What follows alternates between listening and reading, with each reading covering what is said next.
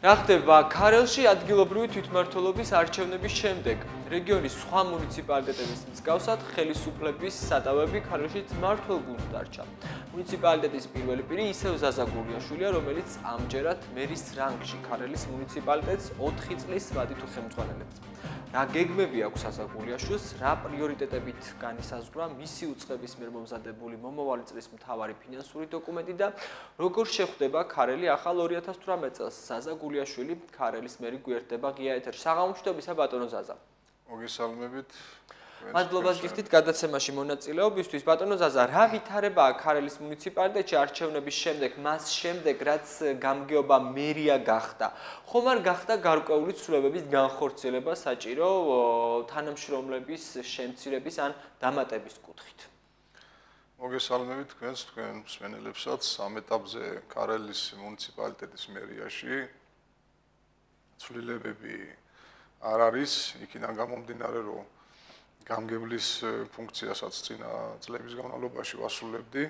დიახ. აქ საშტატო ნუსხაზე გადასახელი არაფერია, ფაქტიურად ხდება ისევ დატვირთვით და მიმართულებით მუშაობა, რაც შეეხება შტატების შემცირებას და მომატებას ამ ეტაპზე ახალ წლამდე არაფერი დაგვეგმილი არ აქვს, მომავალი ახალი წლისთვის ვნახოთ თუ რეალობა რას მოგცევს. ბატონო ზაზა, საინტერესოა თემებში მერის წარმომადგენლების საკითხით, რა ხდება ამ კუთხით? თქვენთან იმ ადამიანებმა შეიძინეს ახალი სტატუსი, რომელიც აქამდე გამგებლის წარმომადგენლები იყვნენ, თუ ამ კუთხით არის სხვა ცვლილებები? არაფერი ცვლილებები არ არის ამ კუთხით, ფაქტიურად გამგებლის წარმომადგენლები ადმინისტრაციულ ერთეულებში ვინებიც იყვნენ, იმათმა უბრალოდ სახელწოდება შეიცვალეს, ახაც გამგებელი არ არის, მერია დღესდღეობით არიან მერის წარმომადგენლები, სხვა დანარჩენი ფუნქციები და დატვირთვა და სამუშაო გრაფიკი ფაქტიურად ერთი და იგივეა. გასაგები.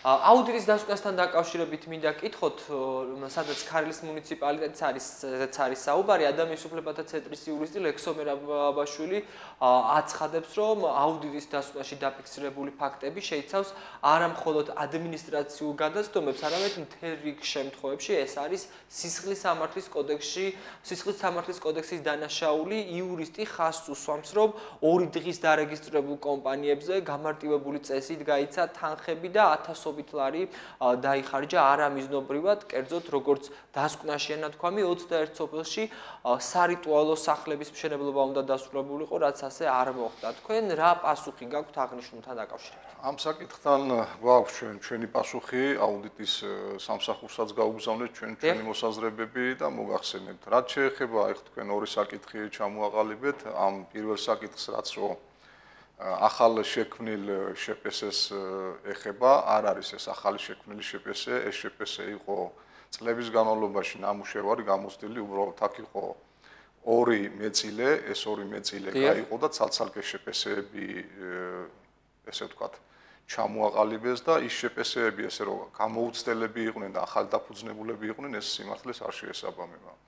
მეორე საკითხი რაც შეეხება სოფლებში სარიტუალო დარბაზების მშენებლობას და მათ ფუნქციონირებას 21 სოფელში არის სარიტუალო დარბაზი, ამ 21 სოფლიდან 8 სოფელში ფუნქციონირებს და თავიდან ბოლომდე დატვირთულია და მოსახლეობა ამ შენობებიდან თავის სიკეთეს იღებს, რაც სიკეთე უნდა მიიღო და რაც იყო წლების წინ დაგეგმილი და განსახორციელებელი. დანარჩენ სოფლებზე თქვენ მოგეხსენებათ, რომ სოფლის პროგრამებიდან იყოფოდეს თანხები და ამ სოფლის პროგრამებიდან იყო მიმართულება ასეთი, რომ მოსახლეობის უმრავლესობა შეიკრიბებოდა და მოსახლეობა რასაც გადაწყვეტდა მუნიციპალიტეტი წინააღმდეგობას იქ ვერწევდა და მოსახლეობის ნებას ვასრულებდით ჩვენ.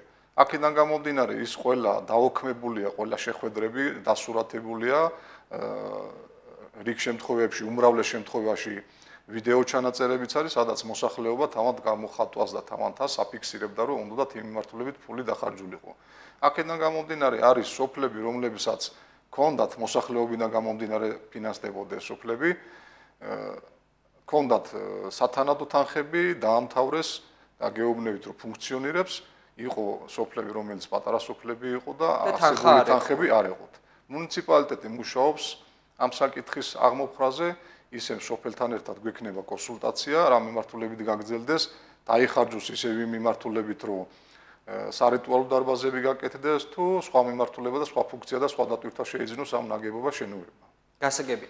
მინდა გითხოთ ბიუჯეტზეც, რა პრიორიტეტებით იხელმძღვანელეთ ბიუჯეტის პროექტის შედგენისას, რას უნდა ელოდოს ქარელის მუნიციპალიტეტის მოსახლეობა, როგორ დაიხარჯება მათივე ფული მომავალ წელს?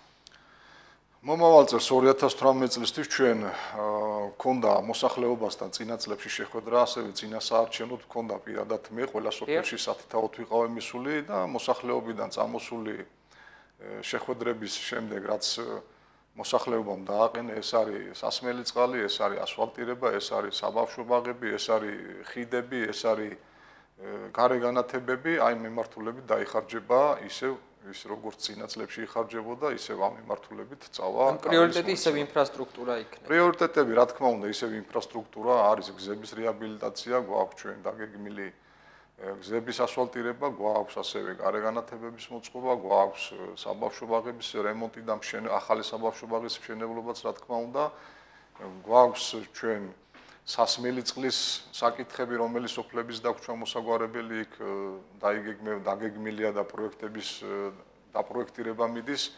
ამჟამადაც მიმდინარეობს სამ სოფელში ჭაბურღილების მოწყობა და ქარელის მუნიციპალიტეტი მოსახლეობასთან ერთად ხმაშეწყობით და თანმიმდევრულად განახორციელებს ყველა ამ პროექტს. კი ბატონო, ბიუჯეტის ოდენობაზეც მინდა გკითხოთ, ხომ არ არის გაზრდილი ქარელის მუნიციპალიტეტის ბიუჯეტი, რამდენი არით განიხილება? კი ბატონო, ქარელის მუნიციპალიტეტი საერთო ჯამში არის 9.356.000, აქ 1.5 მილიონით ფაქტიურად გაზრდილია ქარელის მუნიციპალიტეტის ბიუჯეტი, მაგრამ ამას დაემატება რეგიონალ სამინისტროდან დასაფინანსებელი პროექტების რაოდენობა, რაც 5.400.000 ლარს შეადგენს და საერთო მოცულობით სადღაც 15 მილიონამდე ავა ქარელის მუნიციპალიტეტი. ეს არის რაც ფაქტიურად დაგეგმილია და შესაძლებელია ჩვენ წინა წელსაც 2017 წელსაც 1.5 მილიონით ნაკლები ქონა დაგეგმილი, მაგრამ როგორც ქარელის მუნიციპალიტეტმა დაგეგმილი პროექტები წლის შუალედში ავითვისეთ, ინფრასტრუქტურის სამინისტრომ ჩათვალა, რომ კიდევ დაემატებინა ჩვენთვის 1.5 მილიონი და ეს მიმართულება შეწყვეტილი პროექტების მიმართულებით გავაკეთეთ, კოდავარდის უბანის, მოხისის კოდავარდის უბნის ასფალტირება გავაკეთეთ და ასევე ბრეძა ჭვრინისის მიმართულებით გავაკეთეთ ის შეწყვეტილი პროექტები, რომლებიც ამ ეტაპზე დასრულებულია. გასაგებია.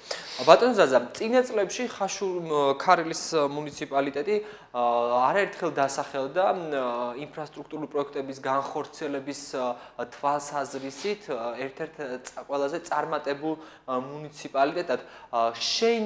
შენარჩუნებული აქვს თქვენ მუნიციპალიტეტს, შეიძლება ერთგვარად ითქვას ეს სტატუსი ამ დროისთვისაც? ქარელის მუნიციპალიტეტს ეს სტატუსი შენარჩუნებული აქვს და აწიც ასე გააგრძელებს ქარელის მუნიციპალიტეტის მერია.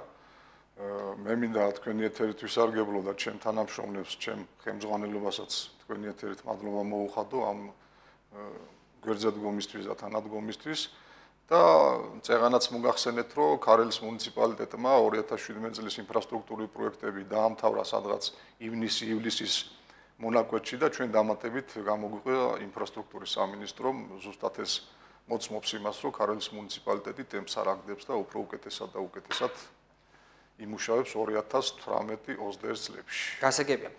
ახალი წელი გვიახლოვდება და ალბათ ქარელებს საინტერესებთ რა ღონისძიებებს შესთავაზებს მათ მერია. როგორ შეხვდება ქარელი 2018 წელს? ქარელი 2018 წელს ფაქტიურად ჩვენ ქარელის ქუჩების მორთვა და განათება დასრულებული გვაქვს, ნაძვისხე დადგმული გვაქვს, ასევე იგეგმება საახალწლო ღონისძიებები, საახალწლო ღონისძიებებში შედის კონცერტები, შედის სპექტაკლი, შედის კიდევ სხვადასხვა კულტურული ღონისძიებები, რომელიც ამ დრო მოგცემს ამის საშუალებას. ეს არის ცეკვები, კონცერტი, საახალწლო ნაძვისხე, საახალწლო თეატრი და ასე შემდეგ. საახალწლო ნაძვისხესთან დაკავშირებით მინდა კითხოთ, რომელიც წინა წლებში არაერთხელ გამხდარა კრიტიკის მიზეზი, მათ შორის ქარელის მუნიციპალიტეტშიც. დღეს რა ვითარება გაქვთ? ახალი ნაძვისხე ხო არ შეიძინეთ თუ რა მდგომარეობა ამ კუთხით?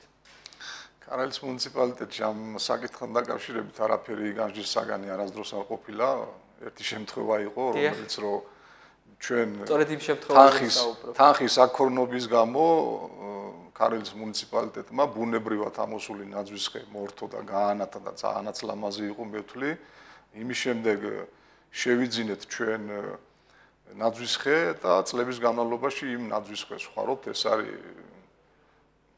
დასაშლელი და ასაწყობი ნაძვისხეა, რომელიც წელსაც ანალოგიურად ამ ნაძვისხეს ვიყინებთ. კი ბატონო, რამდენს დახარჯავთ საახალწლო ღონისძიებებისთვის წელს?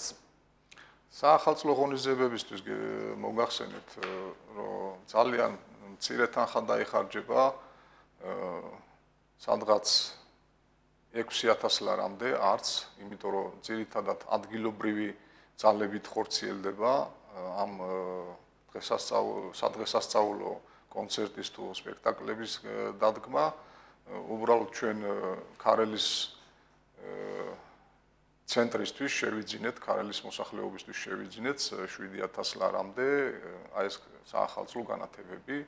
სხვა დანარჩენი არაფერი არ გვექნება, გვექნება კიდე ასევე რამოდენიმე გაჭირვებული ოჯახს მოვინახულებთ, რომელსაც სადღესასწაულო ნობაც მიუტანთ. აი ეს არის ჩვენი საახალწლო ღონისძიებების ბიუჯეტი. გასაგებია. დიდი მადლობა მინდა გადაგიხადოთ გადაცემაში მონაწილეობისთვის. მე მაყურებელს შევახსენებ ჩემს კითხვებს ქარელის მუნიციპალიტეტის მერი ზაზა გულიაშვილი პასუხობდა. დია ნიუსის შვიდზე გიორგი ახალკაცთან ერთად